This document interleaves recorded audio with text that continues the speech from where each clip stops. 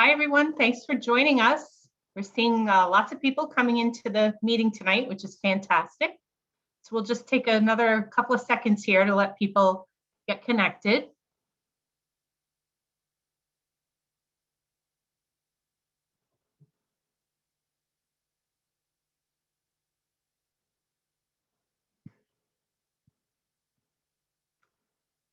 Alrighty, I think we're at a good number, and it's a great number actually for this evening before what may be a long weekend for a lot of people. So thanks for joining us tonight. We're very happy to have you. My name is Sandy Cardoza. I am the Associate Director of Parent and Family Relations here at Johnson & Wales Providence campus. And we are very happy to offer another one of our family panels tonight. The topic we're focusing on tonight is off-campus living. So for current resident students who are eligible for that move off campus and are considering that, we've got some folks with us tonight who are able to answer your questions. Before we throw it over to our panelists, I want to just quickly run down some of the same Zoom reminders that I've given in the past. Maybe you have or have not joined us for one of these before. We are going to be looking for your questions in the Q&A, the question and answer feature. So you would find that by sort of hovering over the bottom of your Zoom screen and that dark gray box that goes across the bottom, or bar, I should say, and look for the Q&A, and you can put any questions right in there. Our colleague Daryl, who's been awesome helping with these for the past few months now, is with us in the background, and he will be watching the chat and providing information as needed, maybe phone numbers, email addresses, websites, things like that. So yeah, that's kind of a rundown of what to expect tonight. I do, just a quick mention, I do have ready some questions that folks submitted ahead of time. So Tammy, Heidi, Catherine, and Carol, we have your questions. We do have those noted here. All right, so before we get into the Q&A, I certainly want to give our guests an opportunity to say hi and tell you a little bit about what they do. So we will start right off with Diane. Hi, everyone. My name is Diane Riccitelli. I am the Director for Off-Campus Student Services. Believe it or not, I've been at Johnson & Wales for about 33, going on my 34th year here. And I've worked in many different departments here, and I'm an adjunct faculty member. I may even have some of your students in my class if they're taking Introduction to Psychology at night. So I welcome your questions as it pertains to off-campus living. I have spoken to a few of your students who did attend an off-campus living presentation that I gave on the 19th of March, and I believe they found it very helpful. So I can repeat some of what I had told them as well and give you some of that information. So welcome. Perfect. Thank you, Diane. And we also have Dawn with us tonight. Dawn, you want to say hi? Sure. Hi, everyone. Thank you for joining us tonight. My name is Dawn Blanchett. I'm the Director of Student Financial Services, and I have been with the university for 25 years. So eager to be able to answer your questions tonight and help you along in any transitions that you might be thinking of having. Excellent. Thank you, Dawn. So there is one question in the Q&A, and I think we can get right into it. And this is a question, similar type of question that did come up in some of the advanced questions, Dawn. Someone is asking if a student wants to move off campus, do student loans cover the expense? So student loans do cover the expenses in a way. So what would have to happen is you would, a parent would have to take out a Parent Plus loan, or a student would have to take out an alternative loan to cover those educational expenses. And what happens is we, we would certify it based on you living off campus, and then you could use your refund that you get to pay for those living expenses. So just want to keep in mind, for those of you that are thinking of doing things like that, we do not release refunds to students until the 4th week of school. So I'm thinking about the fall, school starts in August, you have your student moving in and you owe, rent for September. You should plan on paying probably September and October. And then once your refund comes in, then you can almost kind of reimburse yourself for that. And then you'd have money for the rest. So Refunds are not issued until the 4th week of every semester. So I just want to make sure that everyone's aware of that, because sometimes that gets a little a little hairy when, oh, I took out this money, to cover my refund, to cover my rent, but I don't have the money yet. And oh my God, what am I going to do? So I just want to make sure everybody understands that, yes, you can take out a Parent Plus loan and an alternative loan to cover those housing costs. However, you need to make alternative arrangements until the refunds are processed by our office. Okay, thank you for that, Dawn. And before we turn to Deborah's question in the chat, 2 more that came in ahead, Dawn, which are also related to financing. Tammy and Catherine both asked, what's the impact on scholarship money that students might have if they do move Yep. on?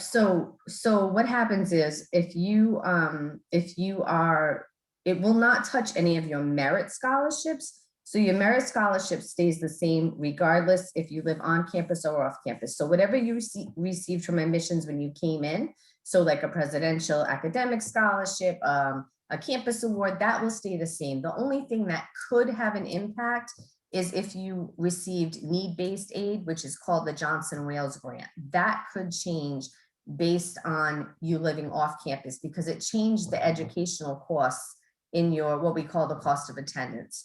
But your merit scholarship does not get taken away if you move off campus. That is guaranteed as long as, whether you live on campus or off campus. And obviously, if a family or a student want to discuss their specific situation, they would reach out to their JWU financial planner. Yep, they're JWU financial planners, yep. And is it too soon to start those conversations or any? Absolutely not. If you've already received your award letter, which we have, we've done our second batch. Actually, we sent out juniors and seniors today, and we sent out our second batch of sophomore award letters. So if you've already received your award letter and you want to talk to your planner, by all means, make an appointment with them. They're doing phone appointments. They're doing in-person appointments. If you feel comfortable doing that, contact your planner and they can guide you through that whole process. Excellent. Thank you. All right. And even more folks have joined us, which is wonderful. So I'll just quickly say again, this is our family panel with off-campus student services for families of students who are considering a move off campus. And we have Diane Riccitelli, our Director of Off-Campus Student Services, and Dawn Blanchette, Director of Student Financial Services with us tonight. So Diane, Deborah's got a question, and I'm sure you hear this a lot. Is there a preferred list of landlords to work with? I do hear this all the time, and no, there isn't a preferred list. What we recommend students do is to go onto our off-campus and commuter website. And I think Daryl can put that in the chat for me to everyone. In that, when you get onto this website, what I want you to do is to scroll down and find Living Off-Campus section. In that section, you're going to look for another section that's called Apartment and Roommate Search. Right when you get into that section, there is a huge disclaimer. We recommend that students and even yourself read that disclaimer. In that disclaimer, it does say that we do not vet any landlords or apartments. It means we're not going out and inspecting any apartments. We are not vetting any backgrounds of landlords, but what we do offer on that site is links to rental sites, the more common ones that our students have told us that they're using. So, it might be apartment.com, it could be Zillow.com. And when you click on those links, it does allow you to filter based on different criteria.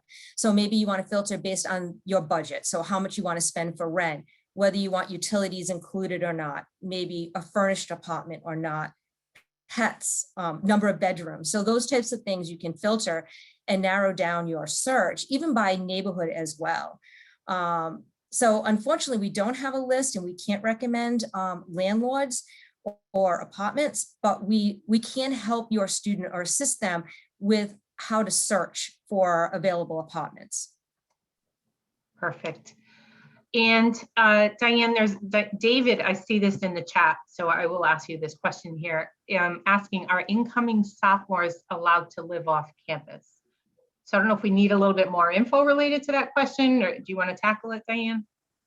So from what I understand, if I'm understanding this correctly, when we say incoming sophomores, are we talking transfer or are we talking about sophomores that are currently attending Johnson & Wales right now, and they're in their first year. And if they're in their first year here at Johnson & Wales, they are required to live on campus for their sophomore year. I believe transfer students are allowed to live off, but I would recommend that you speak with Residential Life just to make sure that you meet that criteria before you make any plans to sign a lease, search for an apartment. Okay. And what are some of the things you hear from students who, make that move off campus in their junior year, for instance? Do you hear from them like, oh, I didn't realize this, I was going to have to face this, or what are, I would imagine leases end up becoming an issue. What are some of the cautions you provide to students and families? Yeah, and I wish more students would come to us and ask the questions before they sign the lease, or even before they visit the apartment to see whether the apartment is or place where they want to live. What we recommend to students is that they always do a run through, a walkthrough with the landlord. So make sure you see the apartment before you sign the lease. Look for things like droppings along the windowsills, on the floor, for leaky faucets. Maybe you'll see water damage. That might mean there's some issues with the property. Too many times students get into an apartment, and one of the more frequent or more common complaints is infestation, rodents, bed bugs, those type of things. So I would definitely make sure they have a checklist, and they go through, they take that checklist as they walk through the apartment and make note of it. Now, the other thing is they should always have someone look at the lease. So they should read it thoroughly, but they also should have a parent or a family member, or maybe there's a friend of the family or family member who's an attorney that should really run through it, make sure they understand all the conditions of that lease. So in the lease, there's a lot of things a landlord's going to put. It's going to how much the rent is, whether utilities are included, when it's due. It may have stipulations about who's responsible for clearing snow off the sidewalk, who's responsible for mowing the lawn. There might be a lot of things in there, maybe overnight guests, drugs, and other types of violations that could get them evicted from the apartment. So they really should read through it fully before they sign it. Okay, thank you. So I'm not seeing any questions in the Q&A, folks. If you have questions for Dawn or Diane, look for that Q&A and feel free to ask away. Carol had emailed us a couple of questions, Diane, about parking. First of all, if off-campus students are eligible to park on campus, but maybe you can just speak to that in general. Yeah, sure. Yeah, off-campus students definitely can park on campus. We have a parking garage down city that they can utilize. They can either pay, for parking for the year or by the semester, or they can pay for it hourly. And also there's a daily rate. So it really depends on what their schedule is and how often they're going to be on campus and for how long. So I think they really have to consider that before purchasing a permit for the whole year. Maybe it makes more sense if their classes are really only Mondays and Wednesdays that they only maybe pay by the day instead of buying the permit. So again, I think it's something they should discuss with their family members to see if, how much they want to spend. Now, they also can park on Harborside, which is less expensive, and then take the JWU transportation down to Down City if they have Down City classes. A lot of our students do that. I have 2 student assistants that actually take advantage of the less expensive route of walking down at Harborside and then taking the bus Down City. They can park on the street as well, but they have to pay for parking through the meters. So there's other garages in the city as well. So there's a lot of options for students who have a car and they're taking a car on campus. Perfect. And Carol also asked if a student does move off campus, let's say as a junior, and then decides they want to come back in their senior year, is that allowed? Absolutely. Oh, we welcome our students to come back on campus, and we do prefer our students living on campus, but we understand many of them like to live off campus and they like the independence and the freedom of living off campus, but they absolutely can. If that's something they're thinking of, they should definitely contact Residential Life to find out what the process is for applying for housing. Okay. And Carol, the last part of your question had to do with clubs and organizations, and I can say with certainty that students who live off campus absolutely are eligible to participate in clubs and orgs on campus. our off-campus students have basically all of the same benefits as residential students. So yeah, we welcome that and encourage involvement in our clubs and orgs. So thank you for that. Alyssa is asking, is there a platform or the best platform where students can find a roommate? Do you offer any type of service like that, Diane? The only service I do offer with respect to that is they can join the Commuting Wildcats page on the Involvement Network. And under the discussion piece, they can post if they're looking for a roommate, or they can look to see if someone else is looking for a roommate. I also encourage our students to post if in the same area, if they're subletting their apartment or looking to, occupy somebody's space that they are subletting. So there's one platform. There is another Facebook platform. It has nothing to do, is no affiliation with Johnson & Wales University at all, but they are students, and again, they're not students of Johnson & Wales, but they were former students. There might have been a PC that started a Facebook page that's for Johnson & Wales, PC, Brown, RISD, and Rhode Island College. And these are all local colleges within the Providence, city of Providence, where a lot of students, and I'm a member of it just because I like to see what's going on, but a lot of times landlords are posting there with their apartments that they have available, but also students post there when they're looking for a roommate, when they're looking for an apartment to rent, or maybe just a room to rent. Again, subletting is big on that platform as well. Can't remember the name of it, but I think you might be able to Google JWU, RISD, PC, housing. I think it's something like that. It's a long name, that's why I don't remember it. Again, it's no affiliation to Johnson & Wales University, and I don't know if there's been any problems that have arisen from people contacting people through that platform at all. Okay. Yeah, that's good to know. And I don't know if, well, I think, like you said, folks can definitely search for that and find it. Mm-hmm. And Dawn, I have a question, and I don't ask this to alarm anyone, but I'm thinking about what you were saying earlier about, the scholarships and loans and things like that. Just out of curiosity, in years past, have you heard from students or families who maybe didn't do their homework ahead of time, and then, once their September's rolling around, like they're in a situation where I guess I'm just trying to figure out what's the process, and if it does happen, come September, and they're like, oh my God, I didn't know that, my financial aid package was going to change because I just decided the last minute that we were going to live off campus. So it's better to do it early than to wait till the last minute. That way you have all of your ducks in a row and you know exactly, okay, this is what my tuition cost is, because you won't, obviously, if you're living off campus, won't be charged room and board.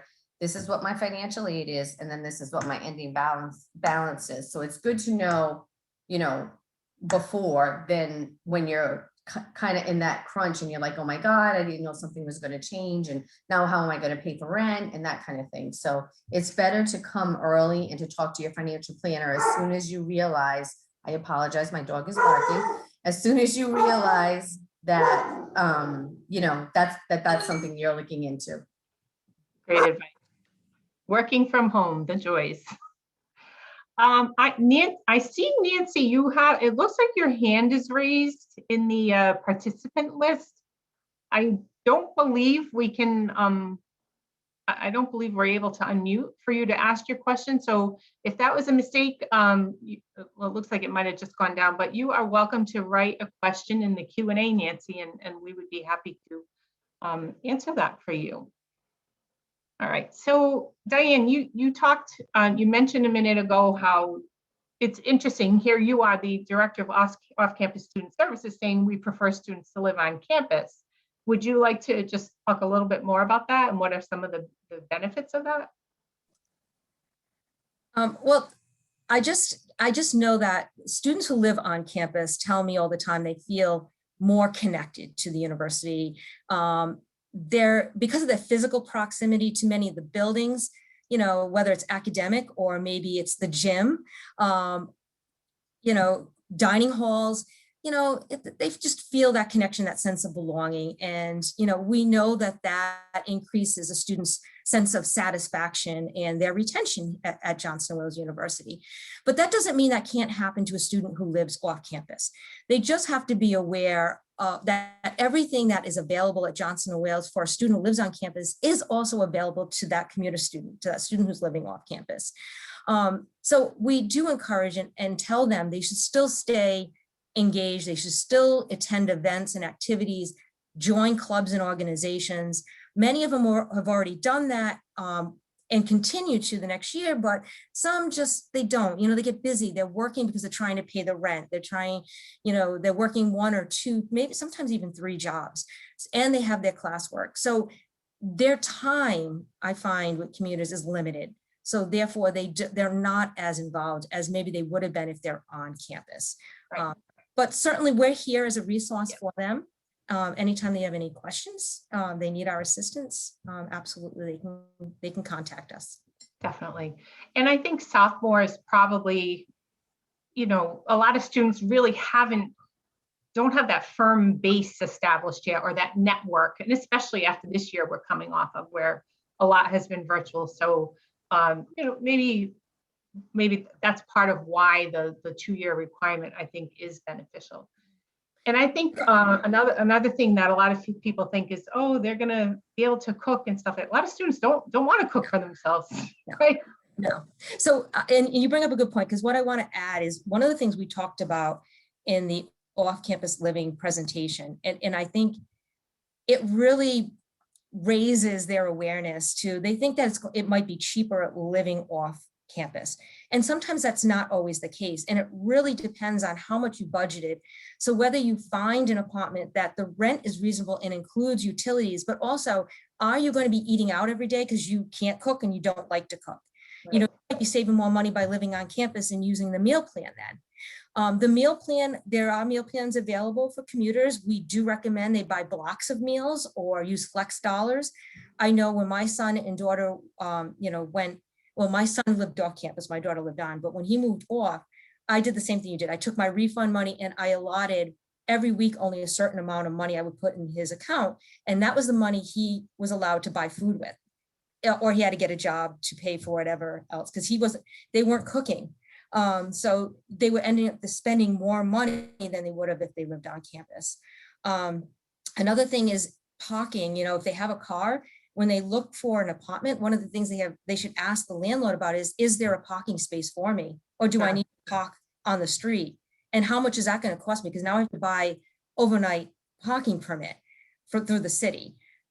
Is transportation nearby if I don't have a car, or if I choose not to drive back and forth to campus? Is it public transportation? How close is JWU transportation? So students living in Federal Hill, for instance, sometimes has the luxury of, if they live close enough, they can walk over to Renaissance and take the JWU bus from Renaissance into the city or to Harborside. So these are a lot of things they have to think about. Location is one of them. Cost is another. So they don't think about it. Budgeting for just entertainment, maybe just going to the movies or going out, shopping or whatever they need. All those necessities that they need to have can cost money. And I think another factor is that, correct me if I'm wrong, most leases are for 12 months, correct? Yes, some landlords, if you're lucky enough, you can get a 9-month lease. Most want to lock you into a 12-month. So if that happens, then in the lease, you want to make sure there's a clause about allowing you to sublet if you need to. So let's say you signed a lease that goes from, August to August. So you're going to start the school year up, but at the end of the semester, and now we're on semester, so we end earlier. So we end early May. This lease goes all the way to maybe the end of August. Right. You still are obligated to pay that rent. But if there's a clause about subletting, you can find someone else to occupy your space and pick up the rent. However, you still are responsible for that apartment and anything that happens, any damage or anything. So many times landlords may require, vetting that particular replacement or that person who you've asked us or have allowed to sublet. Great point. Thank you. Yeah. Dawn, can you explain, someone's asking this whole concept, they're hearing refund money. Can you explain a little bit more about that, help clarify that, folks? So what happens is, what I mean by refund is if you, so we have the cost of tuition, then you have financial aid, and then you have a balance. So say, I'm gonna make it up, say your balance is $10,000 and you decide to take out a plus loan for $15,000 because you want to cover things like rent. You would have a $5,000 refund split into two. So half would be for the fall semester, half would be for the spring semester. And that fourth week of classes, you would get in the fall, the $2,500, and in the spring, the $2,500. So you could in turn use that money to pay for your child's rent. Again, it's not till the fourth week of classes. So if you're gonna move in, you know, say August 1st, or, you know, by September 1st, they want first month, last month, whatever it is, you would have to probably put that up front, and then you could get, I don't want to say reimbursed, but that $2,500 that's owed to you because you overpaid would go to you, and then you can use that for your rent. But you have to make arrangements because it does not come until the fourth week of every semester.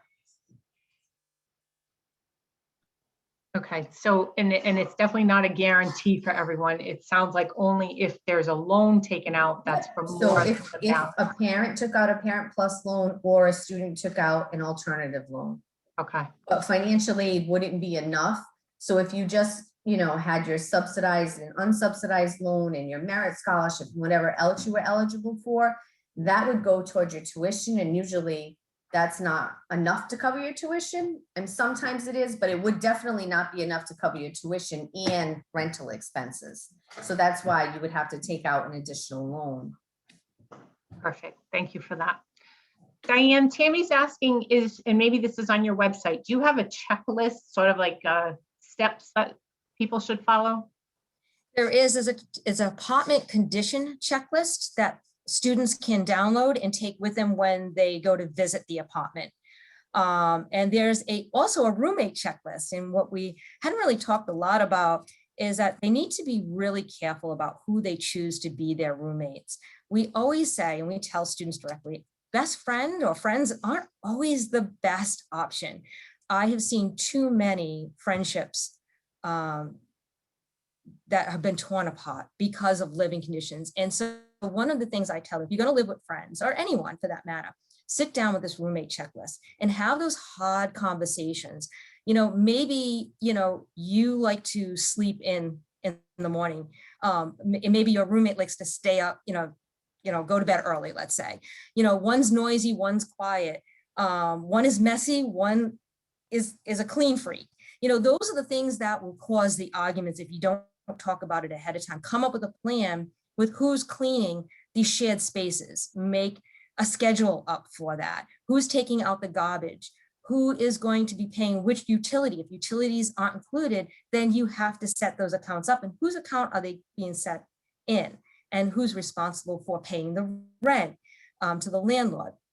The other thing that brings to mind is some of these leases either include all of the roommates on one lease, or they're separate leases for each of the tenants.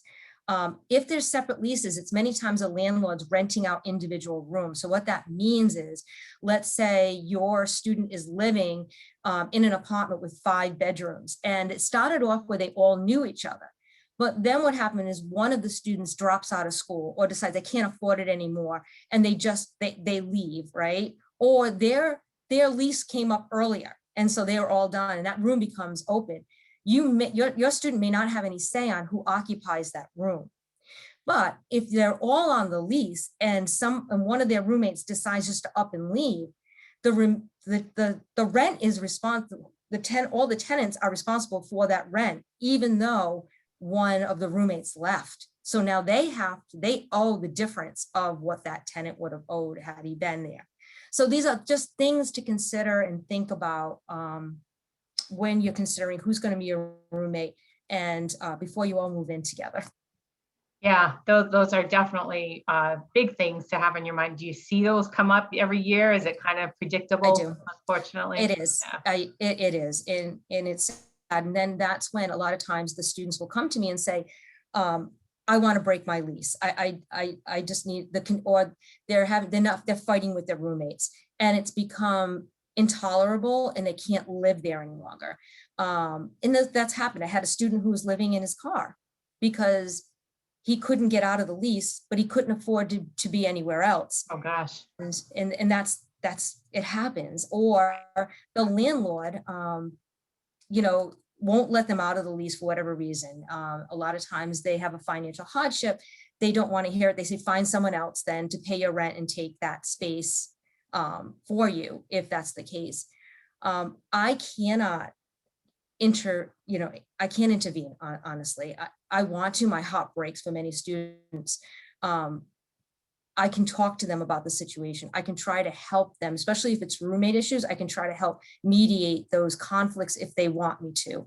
A lot of times landlords will try to do that, but not all landlords. Most landlords don't want to get involved. They don't want to hear that there's a lot of noise upstairs and your students living downstairs and they can't sleep. They're tired, right? The people upstairs are partying all night long. You can complain to the landlord will say something, but in the end, ultimately it becomes their decision whether they leave and still pay the rent or they stay and deal with it, unfortunately. Right. Okay. So Tammy, I see your question and trying to convince your student to stay on campus for another year. Maybe some of what we're saying is making you feel that way even more. I don't know. But she's asking about what big campus events will return next year. What events did she miss out on this year? Well, certainly, I think she missed out just on people in general, right? We all talk about campus just doesn't have the same vibe without the population that we are used to having. We are certainly, my understanding is that as of now, the plan is to go back to full operations in the fall. So lots of big things starting with our Student Involvement Fest in early September, where students can walk around Gaby Commons and see all the up to 100 clubs and orgs that we have and find things to get involved with. We've got Wildcat Wahoo. We've got Homecoming and Family Weekend, which is a big one that we all certainly miss. There's always lots of times clubs and orgs are tabling. They're set up at different spots around campus, promoting themselves, different activities. So I think it's just sort of like a general vibe. I don't know if Dawn or Diane, you want to add anything to that? I do want to say that I don't want to scare away Right. Students from living off campus, because it is a great experience. They mature, they take on responsibility. I think it's a great lessons learned for students and certainly impacted my son, and he came back much more mature and responsible after living off campus himself. I do want to say that off-campus student services, we have a lounge, a commuter lounge on campus. So as commuters are taking classes and maybe they have time in between or they want to come in a little bit earlier, they can certainly stop in and hang out. We have TVs, we have music, we have a little kitchenette that they can, it's a self-serve kitchenette and they can make themselves a cup of coffee. There's a toaster oven, a microwave, a refrigerator. They can leave their lunch and come back and eat lunch with us. It's a community. So we have a community of commuters here, and we do events when we are on ground. We'll start to do a little more of the programming and the activities that we used to do before COVID.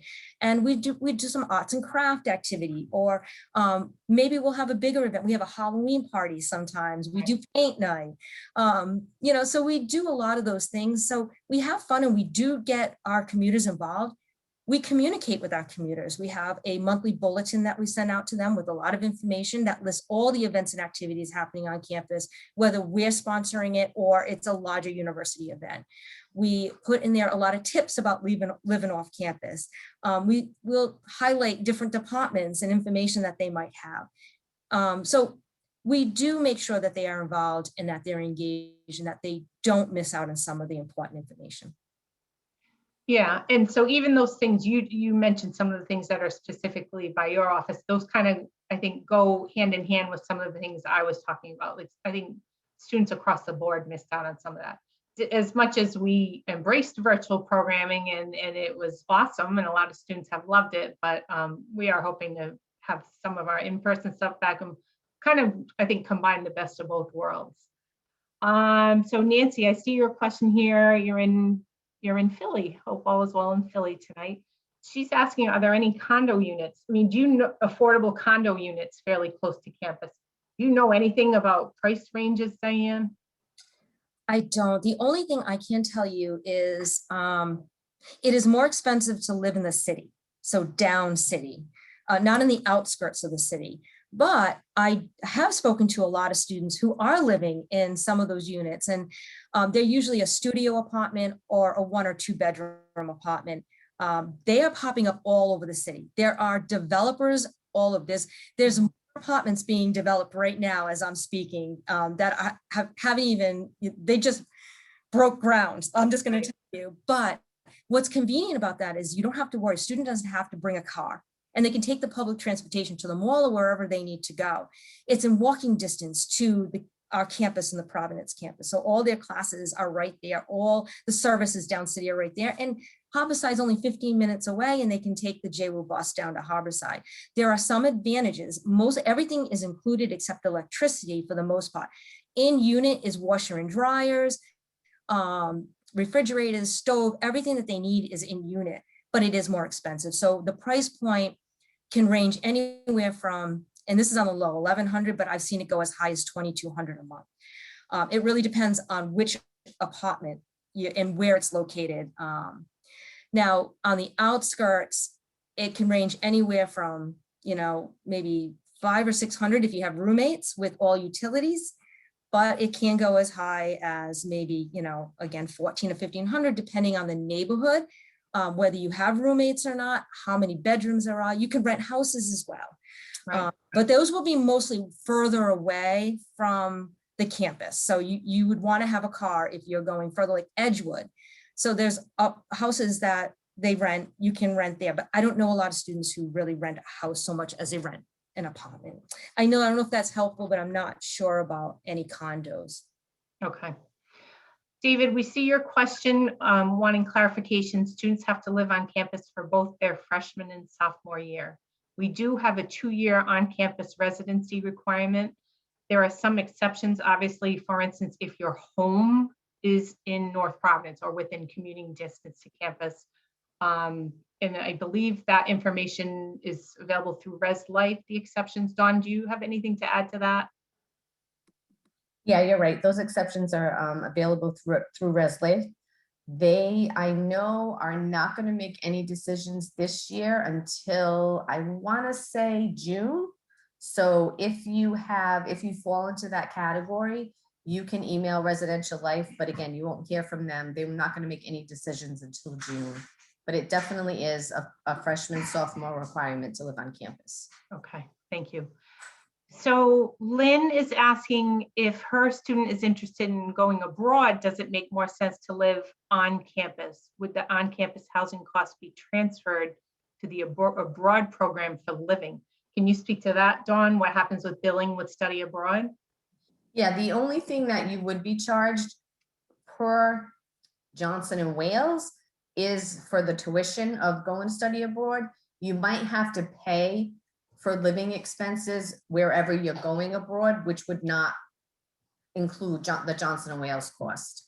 So it definitely could be an added charge for, like, if you say, I'm just making it up, say you're going to Spain on a study abroad trip, you might have to pay for that week of living, in an apartment in Spain, which is totally separate from tuition.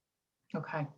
But if a student, let's say a student had a residence hall on campus in the fall, then opted to go abroad in the spring, we're not going to hold them to that housing contract. In the spring. Correct. You're correct. They would not be charged housing in the spring. Whereas if they did have a lease, Diane, I'm thinking maybe they would still be held to that lease. Yep.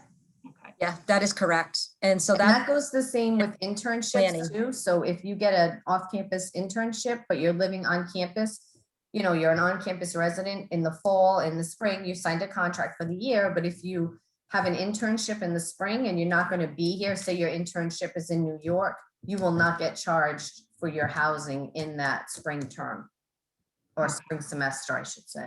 I know we still think terms. I know sometimes it's hard. So it looks like, I don't know if it was Daryl who put this in here, but somebody put some of the exceptions in the chat there. So that's awesome. You can look at that. So Nancy, the ouch, I'm imagining was to maybe some of the price ranges Diane was rattling off. Question about contacting a realtor. Do many of our students work with realtors, Diane? Yes, some of them do. They actually work for them sometimes, believe it or not, and work with them. But yeah, that's a possibility that they could use a realtor to find available housing. So that is an option for them. Okay. So yeah, it's something to consider, Nancy. Let's see, any other questions? I'm not seeing any other questions in the Q&A at the moment. So hopefully we've given you a lot of information to think about and share with your students and discuss with your students for sure. Diane, I know you're both of these areas, student financial services, off-campus student services are great resources, and happy to work with students, families. I know authorized user comes into play obviously with your area in particular, Dawn. Yep. But Diane, you talk with families if they have general questions and whatnot. And we can talk to them too if they have general questions, but if they didn't fill out the authorized user form, then that's all we can say is general. So we encourage you to have your students give you that permission for us to speak to you, and then we can talk to you about anything that you have questions about. We're always available. Contact your planner. The website is on in the chat, safs.jw.edu. You can see who your planner is. It goes by the last, your first name of the first letter of your last name. Contact them. They're available 8:30 to 4:30. We're even in the office, as a skeleton crew because of COVID, but the other half's working from home, and we're available to you again, like I said, 8:30 to 4:30, Monday through Friday, except tomorrow. We have tomorrow off. Yeah. Our offices are closed tomorrow. Yeah. Diane, I don't know if Daryl has put your contact info in the chat yet. There we go. Putting the He just website put there. the website, which is great. And Awesome. there's the Oh, email perfect. and the Email. telephone number. So what I do recommend for families to do, and a student can call me, or I've had calls from mom and dad and grandma and aunts and uncles who are helping out students. And I'll talk to you. I'll be honest with you. If you want to call me and say, listen, my student's looking at an apartment on Federal Hill, or my student is thinking of renting from this particular realtor or this landlord. If I'm aware of them, I will be honest with you. We do an annual survey. So I know the realtors that the students don't like and the reasons they don't like them. I ask for advice from our students. So I give it to students who are thinking about living off campus, and I'll relay that information. But I have some of it. But I'll give it to you if you call me. If you've got a specific area in mind or a specific landlord, I certainly will be upfront and honest with you about those particular areas. So if you want to call me, I welcome you to. Great. All right. So definitely it's a big decision. That's a takeaway I've taken from this conversation. Important decision, lots of things to think about. I think if families are on this call, obviously it sounds like it's not a decision you would all want your student to be making on their own. So certainly be having those conversations with your student, make sure they don't jump into anything and go and sign anything until all due diligence has been done for us to make sure everyone is feeling good about it. And whether the student does stay on campus or move off campus, we just encourage them to stay involved and stay connected with the campus community throughout all of their time with the university. So, all right, well, it looks like our questions are done. So thank you all so very much for joining. And Diane and Dawn, any closing real quick comments, or are we good? I think we've covered a lot. Just make sure if you have any questions regarding your financial aid award, your charges, anything like that, reach out to your planner. We are here to help you. We don't want you to struggle. We don't want you to, walk away with, I don't know what to do next. We're here for you. So make sure you utilize us. Perfect. Diane? Yeah. The only thing again, the most important thing I think is do your homework, do your research the neighborhoods. You can look at the crime rates. There are links on the website for all that. Read through that website. There are a lot of resources and information that a student can, review ahead of time, but also when they're renting and right when they're ready to leave. There's a lot of responsibilities there. But once you sign that lease, you are legally bound by that lease. Right. And all too often, I just see students struggling because now they financially locked in and they can't afford it and they want to leave. So make sure you do your homework first and call me if you need me. Sound advice for sure. Shout out to Daryl behind the scenes. Thank you, Daryl, as always. We could not do this without you. So we hope everyone has a great night, wonderful weekend, stay healthy, look forward to spring and the nice warm weather. So thanks again for joining us and we'll be in touch. Thank you. Everyone.